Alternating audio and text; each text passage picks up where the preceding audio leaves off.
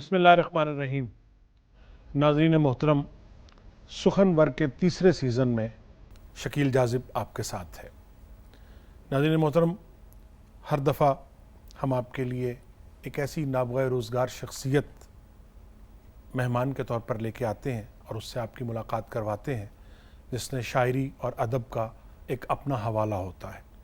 हमारी आज की जो शख्सियत हैं उनके बहुत सारे हवाले हैं और हर हवाला इतना जामे और इतना मजबूत है कि हर हवाले पे कई प्रोग्राम रिकॉर्ड हो सकते हैं।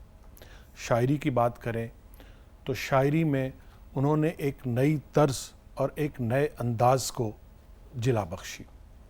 उनके सोशल वर्क की बात करें, उनकी औरतों के लिए, औरतों के हकूक़ के लिए उनकी जद्दोजहद की बात करें तो वो एक अलामत के तौर पर मानी जाती हैं। मुझे यकीन है कि आप मेरा इशारा समझ गए होंगे। हुकूमत पाकिस्तान ने उन्हें हिलाल इम्तियाज़ के एजाज़ से भी नवाजा है, उन्हें लाइफ टाइम अचीवमेंट अवार्ड भी दिया गया है, बहुत सारे अवार्ड्स दिए गए हैं, लेकिन उनकी शख्सियत और उनका काम हर तरह के अवार्ड से बहुत बाला और बहुत बुलंद है।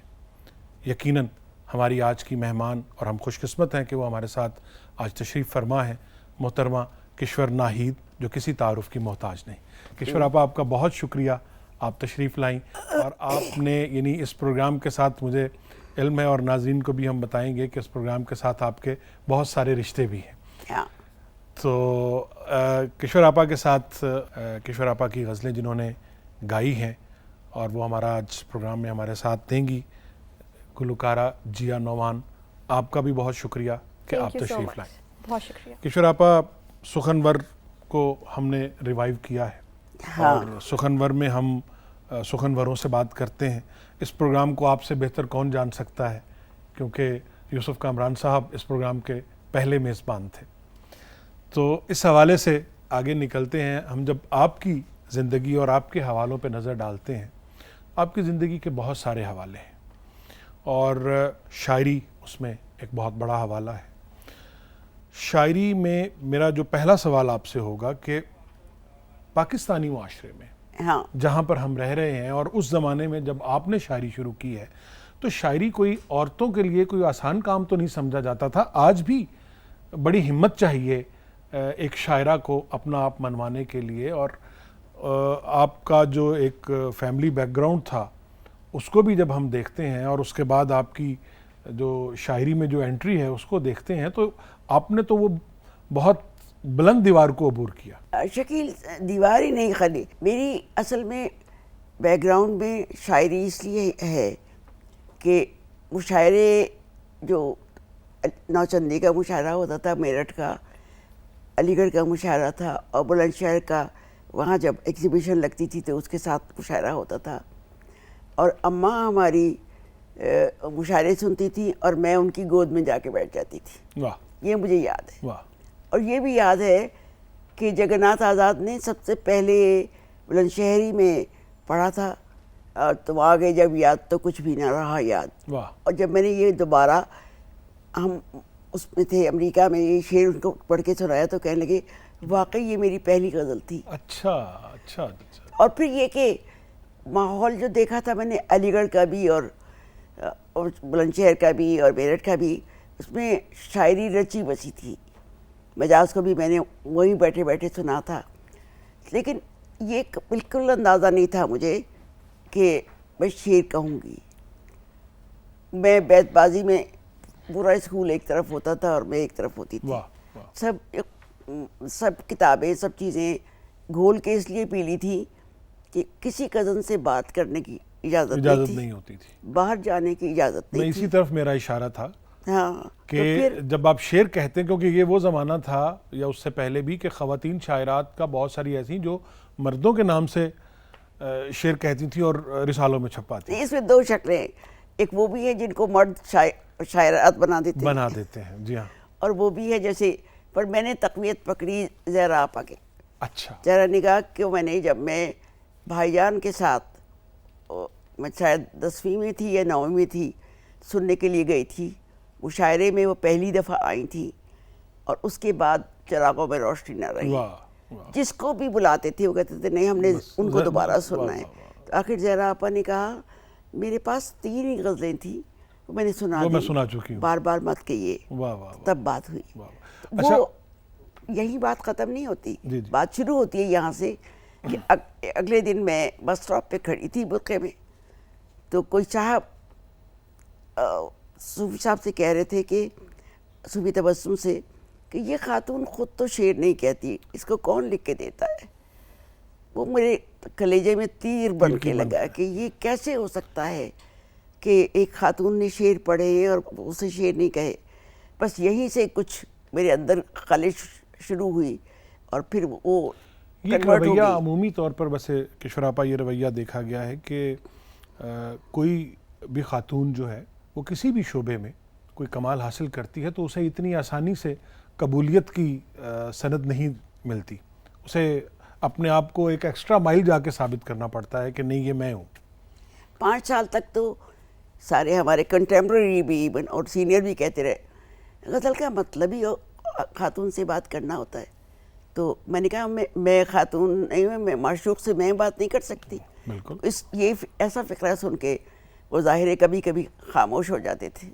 اچھا شاعری میں یعنی عموماً جب ہم غزل کی بات کرتے ہیں، اپنے غزلیں بھی بہت کہیں، بلکہ جو آپ کے ابتدائی مجموعے تھے وہ تو تقریباً سارے غزلوں پہ تھے، اور غزل کا جو ایک روایت کا رنگ آتا ہے عموماً یہی سمجھا جاتا ہے کہ غزل میں، لیکن آپ نے اس میں جو ایک نسائی جذبات اور نسائی جذبات کا بھی وہ حوالہ جو ایک مزاحمت کی علامت بن کر آتا ہے، تو اس کو اس میں آپ کیا سمجھتی ہیں کہ غزل سے زیادہ آپ کو آسانی ملی یا نظم میں وہ چیز اظہار کرنے میں زیادہ آسانی ملی؟ دیکھو پہلے تو میں صرف غزل لکھتی تھی، لب گویا 69 میں چھپی. اب لب گویا کی ساری غزلیں جو ہیں اس کو کیسے لکھی، کبھی دفتر میں بیٹھے ہوئے ایک شعر لکھ لیا، کبھی گھر آ کے ہنڈیا بھونتے ہوئے ایک شعر لکھ لیا، کبھی رات کو بچے سو گئے میاں سو گئے اس کے بعد لکھ لیا. تو اس چیز کو مختار صدیقی صاحب نے محسوس کیا کہ تمہاری غزل میں کنٹینیوٹی ہوتی ہے. واہ. میں نے کہا اس لیے کیونکہ مجھے وقت کم ملتا ہے، میں کبھی کبھی بیٹھ کے لکھتی ہوں. تو انہوں نے کہا کہ اور نظم کیوں نہیں لکھتی؟ میں نے کہا نظم مشکل چیز ہے، اس کے پیراہن تلاش کرنے کے علاوہ اس کے ستارے ڈھونڈنے پڑتے ہیں اور اس میں پھر اپنے آپ کو ضم کرنا پڑتا ہے. تو پھر میں کہنے لگے کہ تم نے کالج میں جو جمع تاثیر کا مشاعرہ تھا اس میں نظم کا ایوارڈ لیا تھا. میں نے کہا جی ہاں. کہنے لگے یہ نظم تم دوبارہ لکھو گی؟ اور میں کمرہ کھولتا ہوں، وہ سامنے دوسرا کمرہ تھا، اس میں مجھے اندر بند کر دیا. اچھا. اور 1.5 گھنٹے کے بعد میں نے نظم کو ریفریش کر لیا تھا. وہ کمرہ جو تھا وہاں انور سجاد کو بھی قید کیا جاتا تھا کہ ڈرامہ لکھو، صفدر میر کو بھی کیا جاتا تھا کہ بیٹھ کے جو سب لوگوں کے ساتھ. استاد جی جو تھے ہم سب ان کو استاد جی کہا کرتے تھے، مختار صدیقی کو. انہوں نے مجھے نظم کے پیراہن میں واپس لوٹایا. پھر نظم اتنی میرے قریب ہوئی کہ نظم مجھے زیادہ اچھی لگنے لگی. پھر ہمارا زمانہ آتا ہے 72-74 کا کہ جب نئی لسانی تشکیلات کے بارے میں ہم لوگ بات کرتے تھے. جیلانی کامران اور میں اور افتخار جالب اور انیس ناگی سب ہم لوگ بیٹھ کے، کیونکہ اس زمانے میں رامبو کو ہم بہت پڑھتے تھے اور رامبو کو پڑھنے کے ساتھ ساتھ ہمیں یہ ہوتا تھا کہ چلو اس طرح کے مصرے بنائے جاتے ہیں. اور نظم میں بھی آپ نے جو لہجہ اختیار کیا وہ ایک بڑا چیلنجنگ قسم کا لہجہ تھا جس کو ہم کہہ سکتے ہیں. ابھی ہمارے ساتھ جیا نعمان ہیں اور انہوں نے جو آپ کی ایک نظم گائی ہے جو آپ کی مشہور و معروف نظم ہے، کسی تعارف کی محتاج نہیں ہے، اور پوری دنیا اس نظم کو عورتوں کے ترانے کے حساب سے جی ہم گناہگار عورتیں. اچھا. جی جی یہ بہت ہی خوبصورت نظم ہے، اور جب ہمیں پتہ چلا کہ یہ کرنی ہے تو مجھے اس کے ورڈز بہت پاورفل لگے، اور مجھے لگا یہ بہت ہی ماڈرن تھاٹ ہے، نہ صرف آج کے زمانے کے لیے لیکن آج سے آنے والے بہت سارے سالوں میں یہ استعمال ہوگی. سو ہم نے اسی طرح سے اسے کنسیو کیا ہے میوزیکلی بھی، اور اسی طرح سے اس کو پڑھیں گے.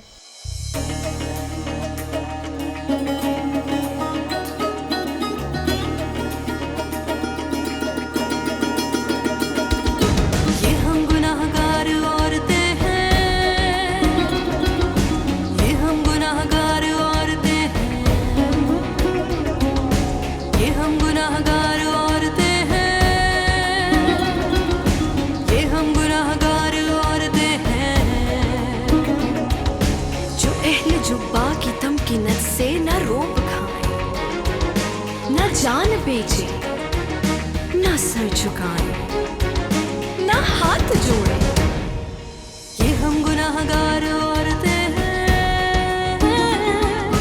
ये हम गुनाहगार औरतें हैं।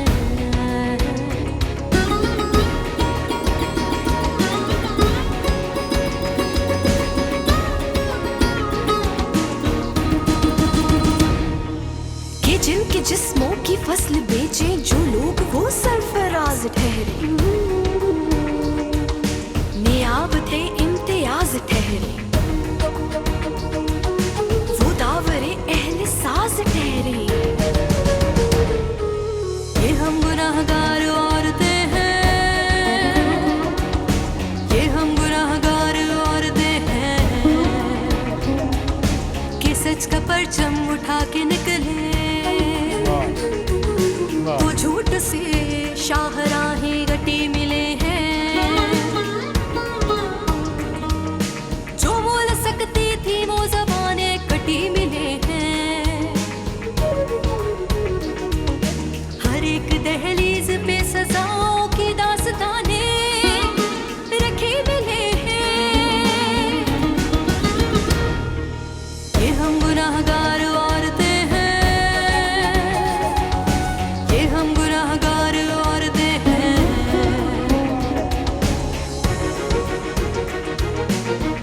ताक़ुब में रात भी आए तो ये आंखें नहीं बुझेंगी, कि अब जो दीवार गिर चुकी है उसे उठाने की जिद न करना, ये हम गुनाहगार औरतें हैं, ये हम गुनाहगार औरतें हैं,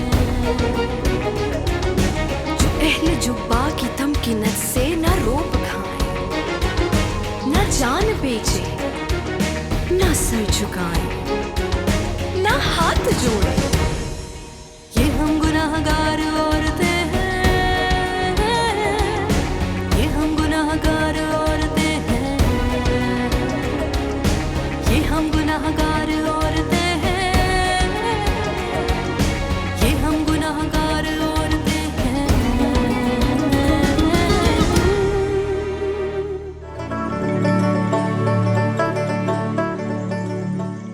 जी वेलकम बैक नाजरीन। वक्फे पे जाने से पहले हमें जिया नोमान किश्वर आपा की शुरा आफाक नज़्म ये हम गुनाहगार औरतें हैं, जिसे खुरम लतीफ़ी साहब ने बड़ी खूबसूरती से कंपोज़ किया, वो सुना रही थी। किश्वर आपा, ये नज़्म एक ऐसी अजीब कैफियत पैदा कर देती है जब हम, यानी मैंने कई दफ़ा ये नज़्म सुनी है। असल में ऐसी नज़्म लिखने से पहले थोड़ी सी डंडे खाने होते हैं, मार खानी होती है पुलिस की, के बाद वो पकड़ के ले जाते हैं और फिर उसके बाद 12 बजे रात को क्या ये वारदात क्या थी? आसमा और हम लोग सब जुलूस निकाल रहे थे, हबीब जालिब भी हमारे साथ थे, अच्छा, इत्तेज़ाज़ हसन भी हमारे साथ थे। तो अगले दिन खबर आई हमारी इतनी सी कि औरतों के जुलूस पे लाठी चार्ज।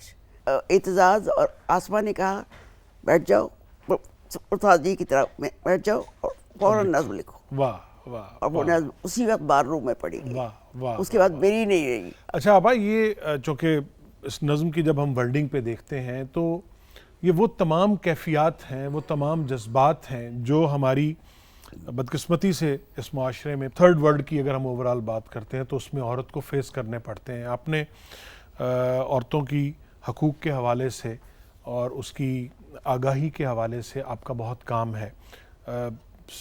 दूर दराज के देहातों में जाके, कभी सिंध में, कभी बलूचिस्तान में, कभी खैबर पख्तूनख्वा में, कभी पंजाब में, कभी कश्मीर में, तो क्या समझती हैं कि आपने अभी आसमा जहांगीर साहिबा का जिक्र किया, इत्तेज़ाज़ हसन साहब का जिक्र किया, ख़ुद आपकी अपनी ये जो एक कंट्रीब्यूशन है, कि क्या सूरत हाल है जब हम दुनिया के मुकाबले में अपने आप को देखते हैं तो हम कहाँ खड़े हैं? मुझे इस पे याद आया कि एक सर्वे हुआ है अभी लेटेस्ट, यूनेस्को ने किया है।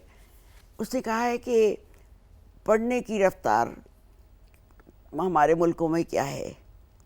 उसने बताया है कि पाकिस्तान में साल भर में 6 मिनट किताब पढ़ी जाती है। पूरे एक साल में? पूरे साल। Average on an average. Average. یہ تو ہمارے پڑھنے کی کیفیت ہے, کوئی مقابلہ نہیں. پھر بات یہ ہے کہ میں نے ایک چیز جو عورتوں کو دیکھا تھا کہ ہاتھ آگے کر کے کہہ رہی ہیں سودا لانا ہے گھر کا, بجلی کا بل دینا ہے, یہ کرنا ہے وہ کرنا ہے, سالن ختم ہوا ہوا یہ. تو مجھے ہاتھ پھیلانا جو لگتا تھا برا لگتا تھا. میری اماں نے بھی کبھی ہاتھ نہیں پھیلایا تھا, اس لیے کہ ابا جو مہینے کے پیسے دیتے تھے اسی میں گزر کرتی تھی. جب وہ ہمیں پڑھا رہے تھیں تو ابا نے کہا تھا دیکھو میں جتنے پیسے دیتا ہوں اس میں ایک پیسہ زیادہ نہیں دوں گا, تم لڑکیوں کو پڑھا رہی ہو. تو انہوں نے کہا تھا میں ایک روٹی کی جگہ آدھی روٹی دوں گی, واہ واہ واہ, لیکن میں لڑکیوں کو پڑھاؤں ضرور پڑھاؤں گی. یعنی یہ بنیادی جو آپ کی اس بات سے اس کا جو مغز ہے یا اس کا جو کرکس ہے وہ یہ ہے کہ جو تعلیم ہے وہ ایک ایسی بنیادی چیز ہے, اور شاید ہمارے ہاں جو عورت کا ایک استحصال جس کو ہم کہہ رہے ہیں, یا جو اس کی وجہ سے عورت معاشرتی سطح پر یا معاشی سطح پر یا سماجی سطح پر وہ اپنا مقام حاصل نہیں کر پا رہی, تو تعلیم اس کی ایک بنیادی وجہ ہے. دیکھو اس میں بہت سی باتیں, مثلا پارٹیشن سے پہلے لکھنؤ میں عورتوں کا کالج موجود تھا, عورت لائن حیدر سے لے کر سب لوگ وہیں پڑھے تھے. پھر علی گڑھ یونیورسٹی موجود تھی جہاں برقعے میں سب لڑکیاں برقعے میں آتی تھیں اور غرارہ یونیفارم تھا ان کا, لیکن پڑھتی تھی کرتی تھی. مشکل یہ ہے کہ اس علاقے میں سیالکوٹ اکیلا شہر تھا جہاں پہ 90% پری پارٹیشن ڈیز میں ایجوکیشن لڑکیوں کی تھی. یہ باتیں ابھی تک, مجھے تو 50 برس ہو گئے یہ کام کرتے ہوئے, جگہ جگہ جا کے مردوں کو بھی بٹھاتی ہوں اور عورتوں کو بھی ساتھ بٹھاتی ہوں اور پھر بات کرتی ہوں. اس میں فیملی پلاننگ کا بھی موضوع ہوتا ہے, اس میں عورت کے خود کمانے کا بھی موضوع سب سے بڑا ہوتا ہے. جب عورت انڈیپینڈنٹ ہو جائے گی کسی بھی شعبے میں, ایمبرائڈری کر رہی ہے, کمپیوٹر پہ ہے, کیا کر رہی ہے, وہ اگر وہ 4 پیسے کمانے لگے گی وہ گردن اوپر کر کے بولے گی. تو اس لیے بہت ضرورت ہے کہ ہم اپنی عورتوں کو, پہلے کون سی عورتیں کم کرتی تھی, اب بھی تم اطاعت بازار جاؤ لہسن بیچ رہی ہیں بیٹھی, دیہاتوں میں آپ دیکھ لیں کھیتوں میں کام کر رہی ہیں عورتیں, مردوں کے ساتھ کام کر رہی ہیں. جی بالکل. اب اپنے ہر حوالے سے اپنی زندگی کی, آپ کی اپنی زندگی کو جب ہم دیکھتے ہیں, آپ کی بایوگرافی بھی آپ نے لکھی, بلکہ آپ نے کافی ساری کتابیں لکھی, شناسائیاں رسوائیاں, اور جس میں بہت ساری یادیں بھی ہیں, لیکن جو موضوعات کا تنوع آپ کے ہاں ہے اور اس حوالے سے ان موضوع کو جتنی شدت سے اور جتنے ایک ایسے طریقے سے آپ نے وہ نظم بنائی ہے, بھی آپ کی تازہ کتاب کے اندر تار تار پیرہن کے اندر بہت ساری نظمیں ایسی ہیں, اور شاید میرا خیال ہے کہ آپ کی پچھلی جتنی کتابیں ہیں موضوعات کے تنوع کے حساب سے اگر دیکھیں تو شاید سب سے زیادہ تنوع وہ اس کتاب میں ہے. تو کیا سمجھتی ہیں کہ کوئی بھی فارم ہو شاعری کی, اس میں خیال غالب ہے؟ خیال کا صرف ایک رمق آتی ہے, اچھا, اس کو آپ نے بار بار سوچنا پڑتا ہے, سرکمفرنس طے کرنا پڑتا ہے, ووکیبلری تلاش کرنی پڑتی ہے. تم بھی شاعر ہو, شاعری تخلیق کا لمحہ جو ہے نا وہ بہت تکلیفی ہوتا ہے, بہت پریشان کرتا ہے, اور اس کے بعد کی جو خوشی ہے وہ بھی بیان سے باہر. بیان سے, وہ میں نے کتاب میں بھی لکھا تھا جب لب گویا چھپی تھی کہ مجھے اپنی بچے کے پیدا ہونے کی خوشی جو ہے بالکل اسی طرح ہوئی تھی جس طرح یہ کتاب چھپی. تو ہماری تخلیقی حیثیت جو ہے وہ جدا ہے اور ہماری دفتروں کی حیثیت الگ ہے. جب میں عورتوں کے پاس جاتی ہوں, یہ دیکھو ہم تو, میں 64 سے شروع کروں, ابھی 24 سال کی تھی میں, 25 سال. ہم گاؤں جاتے تھے, پلنگ بچھے ہوئے, مولوی صاحب سے کہا اعلان کر دیں کہ دفتر کے لوگ آئے ہیں کام کرنے کے لیے, اور اعلان کرتے تھے, عورتیں مرد دونوں اکٹھے بیٹھے ہوئے ہیں, نہ کسی کو یہ ہو رہا ہے کہ یہ کیوں ہے اور یہ کیوں ہے, اور ہم بات کر رہے ہیں. تو وہ معاشرہ جہاں پہ میں نے کھڑے ہو کے کہا تھا کہ لڑکیاں کنسولیشن پرائز کے لیے نہیں آئی ہیں, ہم کمپیٹ کریں گے, جیت گئے تو جیت گئے. تو گورنمنٹ کالج کی اسٹیج سے لڑکوں نے زمین پہ بھی تالی بجائی تھی کہ وہ جوتوں سے, کیونکہ اور ہاتھ سے بھی, کہ دیکھو تم نے بلیک میل کیا ہے ججز کو. میں نے کہا بلیک میل نہیں کیا, میں نے ایک توڑی ہے, ایک رسم ہو گئی تھی کہ اچھا لڑکی بولے لیکن دینا اسے کنسولیشن پرائز ہے. تو یہ چیزیں توڑنی پڑتی ہیں. جیسے میں نے کہہ دیا تھا اپنی اماں کو میں نے جہیز نہیں لینا, وہی آپ نے روایت شکنی ساری زندگی اپنے رکھی. میں نے کہا تھا میں زیور کبھی نہیں پہنوں گی. تو اس لیے یہ چیزیں اس لیے کی تھی کہ معاشرے میں بہتری کے راستہ بنے, ہم لوگ سادگی کو اختیار کریں, ہم لوگ زندگی میں جتنا ہمیں میسر ہے اس کو بہتر طریقے سے. آپ نے ملازمت بھی کی اور بہت زندگی کا ایک بڑا عرصہ وہ ملازمت میں گزارا. پی این سی اے کی ڈی جی کے طور پر, ڈائریکٹر جنرل کے طور پر آپ کی ریٹائرمنٹ ہوئی. تو اب اس میں دونوں حوالے سے کہ ملازمت کے دوران کیا محسوس کیا اور اس میں کن کن لوگوں سے, کیونکہ جو جس بھی آرٹسٹ کا نام لیتے ہیں, جس شاعر کا نام لیتے ہیں, جس گلوکار کا نام لیتے ہیں, تو اس کے ساتھ آپ کا ایک ذاتی سطح کا ایک تعلق ہے. ہاں یہ مت بتاؤ, ہمارا پورے پاکستان کیا ساری دنیا میں پورا خاندان ہے, ادیبوں کا رہا ہے, اور میں سب کے ساتھ میری بہت دوستی رہی ہے. اور سچی بات ہے, صوفی صاحب, احسان دانش صاحب, عابد علی عابد صاحب, یہ سارے بڑے لوگ جو تھے ان کے درمیان ہم جا کے بیٹھ جاتے تھے یہ سیکھنے کے لیے کہ لفظ کو اس پہ بحث ہو رہی ہے, کہ غار پہ بحث ہو رہی ہے, یہ لفظ ہم سیکھ کے اٹھتے تھے وہاں سے. اب یہ ہے کہ آج کل کے بچے جو ہیں ہم لوگوں کے پاس سیکھنے کے لیے نہیں آتے, ورنہ بہت کچھ ہوتا ہے جو ان لوگوں کو ہم دے سکتے ہیں. سیکھنے کی آپ نے بات کی تو شاعری بھی تمام فنون کی طرح, جو فنون لطیفہ جتنے بھی ہیں, موسیقی ہے, مصوری ہے, اکثر لوگوں کا یہ خیال ہے کہ شاعری بس خود ہی ہو جاتی ہے, سیکھنے کی ضرورت نہیں. میں تمہیں بتاؤں, مجھے خیال آیا ایک بہت عرصے کی بات, میرے ذہن میں یہ خیال آیا تو پہلے تو میں نے کہا اس کے اوپر میں پورا اوپیرا لکھتی ہوں. اچھا. پھر اتنی تیز خیال تھا وہ, جب خیال آتا ہے تو وہ آپ کو بہار کر دیتا. تو میں نے ایک غزل لکھی تھی. جی. وہ میں تم نے سنی بھی کبھی نہیں. اس کے بعد پھر ہم چلیں گے جیا کی طرف. عمر میں اس سے بڑی تھی لیکن, واہ, عمر میں اس سے بڑی تھی لیکن, عمر میں اس سے بڑی تھی لیکن پہلے ٹوٹ کے بکھری میں. واہ واہ واہ واہ واہ. عمر میں اس سے بڑی تھی لیکن پہلے ٹوٹ کے بکھری میں, ساحل ساحل جذبے تھے اور دریا دریا پہنچی میں. واہ واہ واہ واہ واہ واہ واہ واہ. شہر میں اس کے نام کے جتنے شخص تھے سبھی اچھے لگے.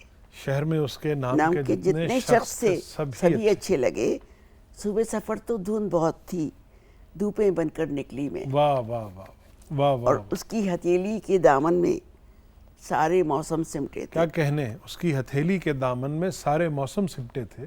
اس کی ہتھیلی کے دامن میں سارے موسم سمٹے تھے, اس کے ہاتھ میں جاگی میں اور اس کے ہاتھ سے اجلی میں. واہ واہ واہ واہ واہ واہ. اس کے ہاتھ سے جاگی میں اور اس کے ہاتھ سے اجلی میں. واہ واہ واہ واہ. اچھا ایک اور شعر اس پہ پڑھ لو, بس باقی بہت لمبی ہے.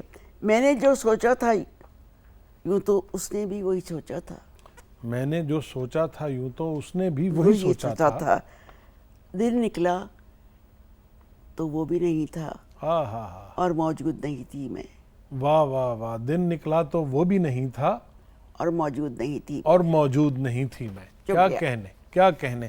بہت اچھا. آپ اپنے یہ بات جو کی, ابھی ہم سیکھنے کی بات کر رہے تھے, تو شاعری باقاعدہ سیکھی کوئی جو جیسے استادی شاگردی ہوتی ہے, یا جو بس دوستوں کی محفل میں یا ان کے ساتھ بیٹھ کے سیکھنے کا عمل یہ کہ ہم جب انڈیا سے آئے تھے تو ہمارے پاس کوئی جگہ رہنے کو نہیں تھی, اور ابا جی یہ نہیں کہا تھا کہ میں یہاں پہ کوئی جائیداد نہیں لوں گا. اچھا. تو ہم اپنی خالہ کے گھر میں رہتے تھے, ایک کمرہ دیا ہوا تھا, ہم 7 بہن بھائی, اماں ابا, اور کسی کزن سے ملنا نہیں تھا. تو مجھے جو کتاب میسر ہوتی, جتنا پڑھنا ہوتا, مجھے مطلب نئی پرانی چراغ زبانیں یاد ہو گئی تھی. اس طرح کی کتابیں زبانیں یاد ہو گئی. اگر کوئی کتاب نہیں ہوتی تھی تو میرے پاس نیول کشور کی لغات موجود تھی, میں وہ پڑھنے بیٹھ جاتی تھی. میں نے ادیب فاضل کا کورس بھی پڑھا, جس زمانے میں ابھی داخلہ نہیں ہوا. ابھی منشی فاضل کا کورس بھی پڑھا. پھر میں نے فارسی کی ساری قرۃ العین طاہرہ سے لے کر حافظ کو صوفی صاحب کے ساتھ باقاعدہ بیٹھ کے پڑھا. تو اس لیے بہت ضروری ہوتا ہے کہ چیزیں اس کی تہ میں جا کے اس پہ آپا ہم بات کریں گے کہ فارسی کی جو روایت ہے اس کا اردو کے ساتھ جو تعلق ہے اور فارسی لفظیات کا اور فارسی روایات کا کتنا علم ہونا اور مطالعہ کتنا ضروری ہے. ابھی ہم جیا سے آپ کی ایک غزل سنتے ہیں. جو کون سی غزل سنا رہی ہیں جیا؟ تجھ سے وعدہ عزیز تر رکھا.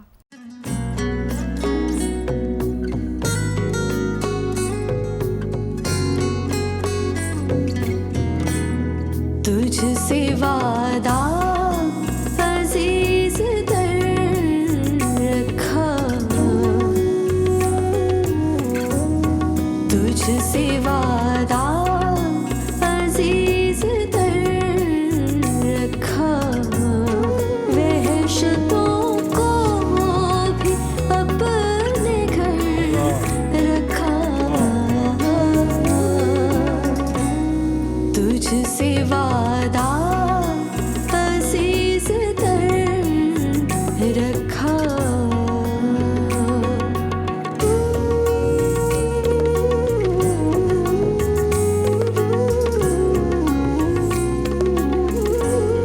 اپنی بے چہرگی چھپانے کو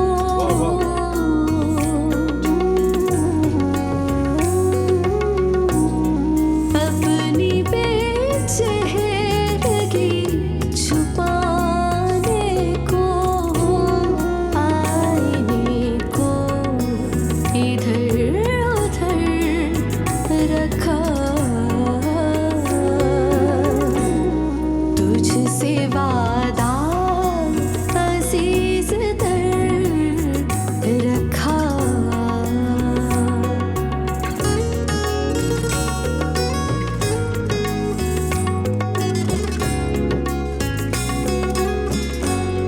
اس قدر تھا اداس موسم گل,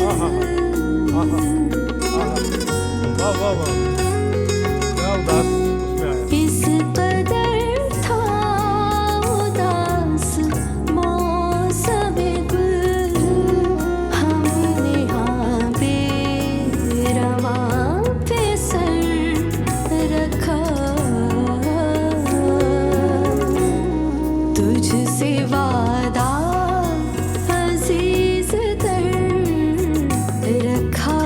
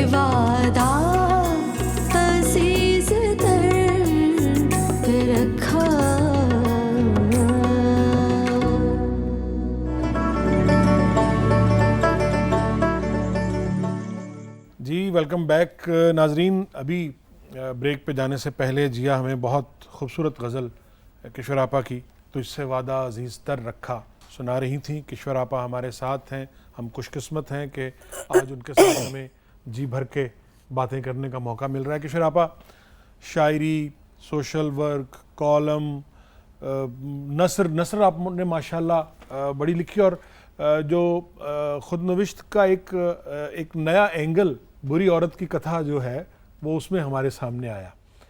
तो ये एक जब आदमी पढ़ता है उस टाइटल को तो वो एकदम चौंक जाता है कि अच्छा ये क्या चीज़ है, लेकिन फिर जब आप पढ़ते हैं और उसमें फिर वो तमाम अदीबों के साथ और सब लोगों के साथ जो आपकी नशिस्तें हैं उनका अहवाल है, तो ये तो एक पूरी आपने तारीख़ रकम की है। तो तुम्हें ये याद नहीं आता कि शाह हुसैन ने क्या कहा है? तो मैंने नज़्म लिखी थी, एक तवील नज़्म है, अच्छी बुरियाँ वे लोगों, बुरियाँ हाँ, वे, तो बुरियाँ वे लोगों। और फिर उसके बाद ये कि ये लिखने का मकसद ये था, ये मलामती सूफ़ी वाला जो एक मलामती सूफ़ी, लेकिन मलामती सूफ़ी में अपने आप को अजियत देना शामिल होता है। मैंने अपने आप को अजियतों को अपने आप के ऊपर हावी आ गई और ये कहा कि रास्ता में अगर गलत है, अगर खोटा है, मैं इसको सीधा करूँगी। अल्लाह मियाँ ने बड़ा साथ दिया।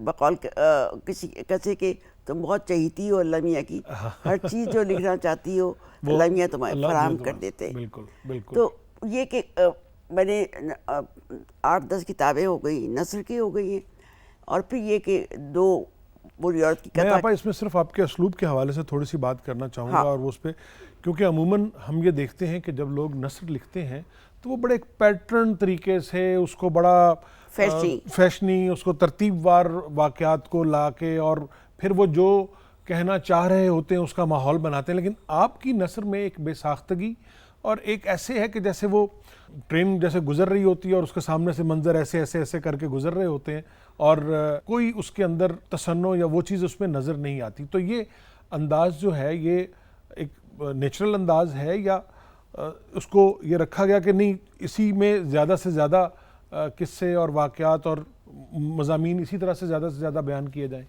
देखो, शायर की एक ख़राबी ये होती है या अच्छाई ये होती है कि वो मुख्तसर लफ्ज़ों में किनारे से काम लेता है, इस्तारों से काम लेता है। हाँ, इस्तारों से काम लेता है, इशारों से काम लेता है। जबकि गज़ल लिखने वाला भी इस तरह इशारा नहीं करता। और जो है अफसाना लिखने वाले के यहाँ तो बड़ी लंबी कहानी डालने के बाद लड़की कहती है कि मैं तुमसे वो भी नहीं कहती मैं तुमसे मोहब्बत करती हूँ। वो भी समझता है आदमी। वो भी नहीं समझ, वो अगर समझ जाए तो बेहोश हो जाता है कि लड़की कह रही है मोहब्बत करती हूँ। तो बहरहाल ये सारी चीज़ें थी। तो अब मसला ये है कि मैं गुज़िश्ता 40 साल से अकेली हूँ, इस लिहाज से कि बच्चे दोनों के दोनों मार्शल लॉ के ज़माने में मुझे बाहर भेजने पड़े थे। यूसुफ ने विदाई चाहा 1984 में। अब उसके विदा होने के बाद मुझे शादी नहीं करनी थी। ज़िंदगी ने मुझे बहुत कुछ दिखा दिया था। शायरी है, नौकरी है, बच्चे हैं, घर है, और फिर ये सारा ऑर्केस्ट्रा पूरा हो चुका था। तो यकीन करोगे कि हमारे साथ क्या सलूक होता था। मैं बेगम अख्तर आज़ुद्दीन से लेके हम सब बातें करते थे कि किन किन मंजिलों से हम गुजरे हैं, क्या क्या चीज़ें हुई हैं। ये सब चीज़ें, एक दफ़ा मेरी पोस्टिंग हुई डायरेक्टर पब्लिकेशन, तो कुछ एक बंदे थे, उन्होंने लिख के भेज दिया कि हम एक औरत के मातहत काम करें। उसके बाद सेक्रेटरी ने मुझे कहा कि अगर तुम्हें ये चैलेंज कबूल है तो तुम्हारी प्रमोशन है, अगर तुम्हें कबूल नहीं तो फिर तुम यहीं बैठी रहो। मैंने कहा आप मुझे आजमा लीजिए। मैं गई और मुझे ये पता था किसने ये शीशा छोड़ा है। उन साहब के कमरे में सीधी गई और मैंने कहा अस्सलाम वालेकुम, कैसे आप मुझे चाय नहीं पिलाएंगे? बस उसके बाद बंदा जो होता है दुश्मन उसको वो आसानी से राम हो जाता है। अच्छा, मेरा एक सवाल इसमें आपा यहाँ ये है कि आपने नसर माशाल्लाह लिखी, बहुत आप कॉलम भी लिखे, आपने कॉलमों का भी मजमुआ छपा, आपने आप बीती भी लिखी, आपने याददाश्तें भी लिखी। कभी अफसाना लिखने की या नावल लिखने की कोई ख्वाहिश नहीं पैदा हुई? नहीं, ख्वाहिश ही नहीं, बल्कि नावलों में भी मैं अब देख रही हूँ लोगों ने बहुत सी नसर को इकट्ठा करके नावल का नाम दे दिया। जी हाँ, وہ بہت سارے افسانے اکٹھے کر کے افسانے بہت سی 2 فقرے ہیں تھوڑے، وہ اس کے ساتھ دے دیا کہ یہ ایک صفحے کا مضمون، پھر دوسرے صفحے کا ناول. بہت کیونکہ مشکل شاعرات تو بہت، مطلب جو شاعری کے میدان میں تو شاعرات تو بہت تھیں. جب ہم نثر کا میدان دیکھتے ہیں تو اس میں ہمیں خواتین کو بہت زیادہ نظر نہیں آتی. 2-4 نام ہیں پاکستان بننے کے بعد تو بہت کم. مطلب دیکھو نا، شاعری میں بھی فہمیدہ کو آپ بھول نہیں سکتے، صاحب غزل باش کو نہیں بھول سکتے، زہرا آپا ہیں. جی جی جی. اور پھر یہ کہ اب اب اشتاف تو ہوئی خیر، ہیں، اب تو اپا خیر اب تو شاعرات کی ایک لمبی لائن ہے اس وقت جو وہ ایک رسالہ آتا ہے، اس میں 25-27 غزلیں ہوتی ہیں. ان کو صفحہ پلٹ کے رکھ دیتی ہوں میں کہ اس میں تو کچھ بھی. ابھی آج کل ہم یہ دیکھ رہے ہیں اپا کہ جلد بازی بہت ہے. سوشل میڈیا کے آنے کے بعد سوشل میڈیا کا ایک امپیکٹ بہرحال آیا ہے. ہمارے یہاں نہیں آیا، ہمارے یہاں نفی میں آیا ہے. نفی میں آیا. جی ہاں، میں اسی طرف آ رہا ہوں کہ وہ جو محنت ہوتی تھی پہلے، غزل پہ محنت ہوتی تھی یا نظم پہ محنت ہوتی تھی، اور یہ ہم سوچتے تھے کہ اچھا یہ غزل، یہ نظم ہم حلقے میں پڑھیں گے یا مشاعرے میں پڑھیں گے تو وہاں فلاں فلاں بیٹھا ہوگا اور وہ بھی سنے گا، تو ہم 10 دفعہ اس چیز کو دیکھتے تھے کہ اس میں کوئی نقص نہ رہ جائے، کہیں کوئی کمی نہ ہو، کوئی کجی نہ ہو، کوئی اس طرح نہ ہو. اب تو ہم دیکھتے ہیں کہ وہ ابھی جو ہے وہ غزل، وہ کاتا اور لے بھاگی والی بات ہے کہ وہ غزل میں وہی نہیں بتاؤں، ہوتی. جوش صاحب اگر کوئی مصرع کسی کا بے وزن کے علاوہ غلط ہو یا کچھ ہو تو وہ ٹوکتے نہیں تھے، اس طرح سے ٹوکتے تھے، پھر پڑھو، اچھا اچھا، پھر پڑھو. پھر پڑھو. بندہ شرمندہ ہو جاتا تھا کہ اس میں کوئی خامی ہے جو بار بار کہا. کیا انداز تھا بتانے کا، کیا انداز تھا تو جتانے کا. اساتذہ کی یہی حیثیت تھی، یہ بار بار. جیسے جب میں نے وہ غزل لکھی تھی کچھ اوڑھنے کا رنگ بھی کھلتا ہوا نہ تھا، تو میں ریڈیو پہ پڑھ رہی تھی، ریڈیو پہ مشاعرے ہوتے تھے، تو وہ اخلاق دہلوی کنڈکٹ کر رہے تھے. جب میں نے شروع کی تو عابد علی عابد صاحب کھڑے ہو گئے، کہنے لگے یہ عورت کا انداز آیا ہے. واہ واہ. اخلاق دہلوی نے کہا براڈ کاسٹ ہو رہا ہے، انہوں نے کہا دیکھو میں اپنا غزل نہیں پڑھوں گا، اس لڑکی سے میں دوبارہ سنوں گا. واہ واہ. بس یہ کانفیڈنس جو ان لوگوں نے مجھے دیا. اب اس غزل کے کچھ شعر سنا دیں، 2-4 شعر. وہ ہم پھر ان سے بھی سنیں گے، انہوں نے کمپوز کیے، لیکن آپ کی زبان سے بھی وہ اس غزل کے کچھ دو شعر. 18 سال کی لڑکی کی نے کیا شعر لکھنے تھے کچھ. لیکن وہ غزل ایسی غزل ہے کہ جو آج بھی کشور ناہید کی سگنیچر غزل کہلاتی ہے. کچھ اس قدر تھی گرمی بازار آرزو، واہ، دل جو خریدتا تھا اسے دیکھتا نہ تھا. واہ واہ واہ. کچھ یوں بھی زرد زرد سی ناہیداش تھی، کچھ اوڑھنے کا رنگ بھی کھلتا ہوا نہ تھا. کچھ ایک نظم آپ سنانا چاہ رہی تھیں. یہ یونائٹڈ نیشن میں جو ہوا تھا عورتوں کا ڈیکیڈ جو تھا، اس کے اوپر یونائٹڈ نیشن کا خاص اجلاس ہوا تھا. اس اجلاس میں جو بہت سی چیزیں لکھی گئی تھیں، اس میں میری یہ نظم لکھی گئی تھی. اور پھر اس نظم پہ بے شمار ورک شاپس ہو چکی ہیں کہ ہر لفظ کا مطلب سمجھ میں آتا ہے. اچھا اچھا. ایک نام ہے گھاس تو مجھ جیسی ہے. گھاس تو مجھ جیسی ہے. گھاس تو مجھ جیسی ہے، پاؤں تلے بچھ کر ہی زندگی کی مراد پاتی ہے. واہ. مگر یہ بھیگ کر کس بات کی گواہی بنتی ہے، شرمساری کی آنچ کی کہ جذبے کی حدت کیا کی. کہنے. گھاس بھی مجھ جیسی ہے، ذرا سر اٹھانے کے قابل ہو تو کاٹنے والی مشین اسے مکمل بنانے کا سودا لیے ہموار کرتی رہتی ہے. واہ واہ.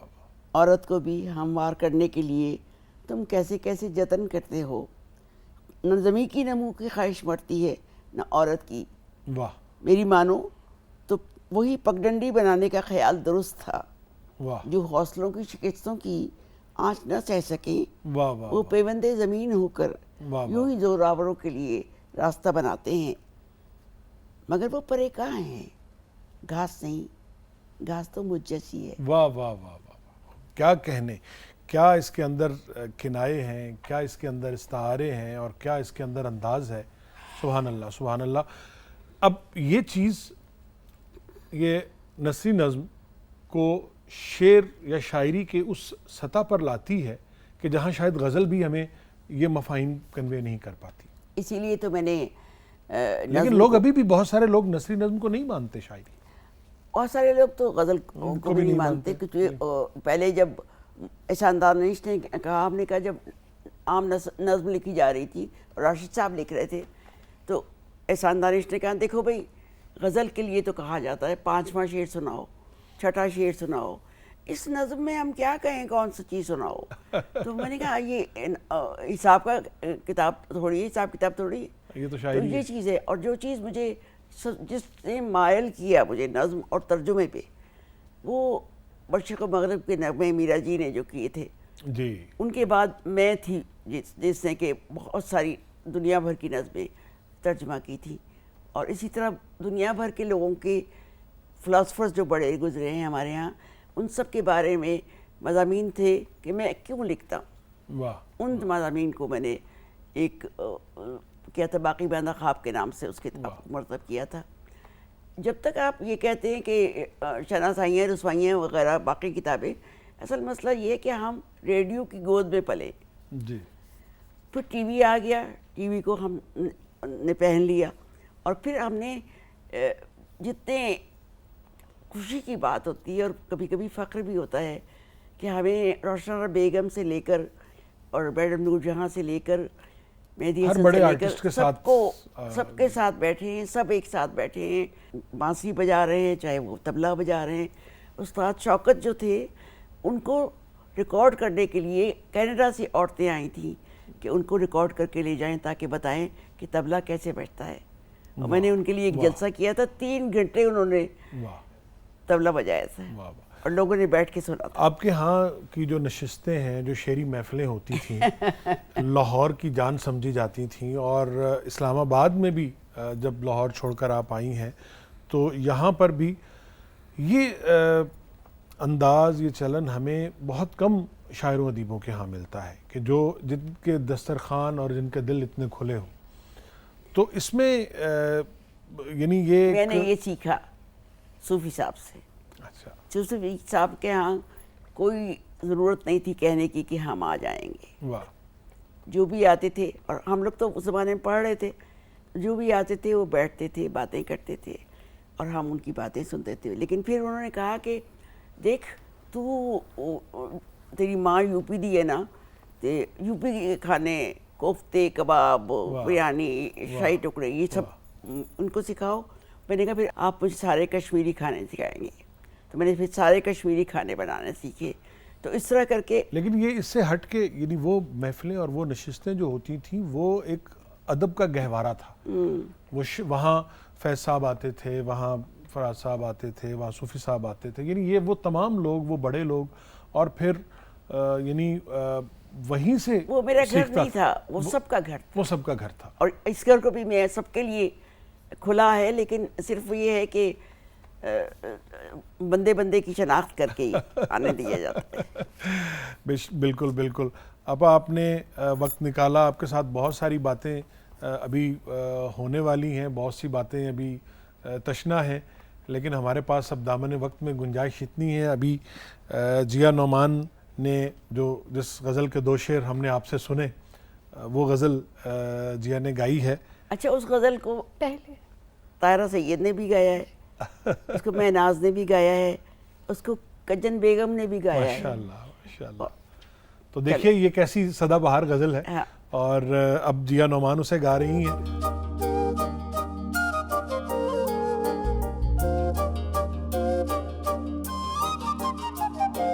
وہ اجنبی تھا، غیر تھا، کس نے کہا نہ تھا، وہ اجنبی تھا، غیر تھا، کس نے کہا نہ تھا، دل کو مگر یقین کسی پر ہوا نہ تھا، وہ اجنبی تھا، غیر تھا۔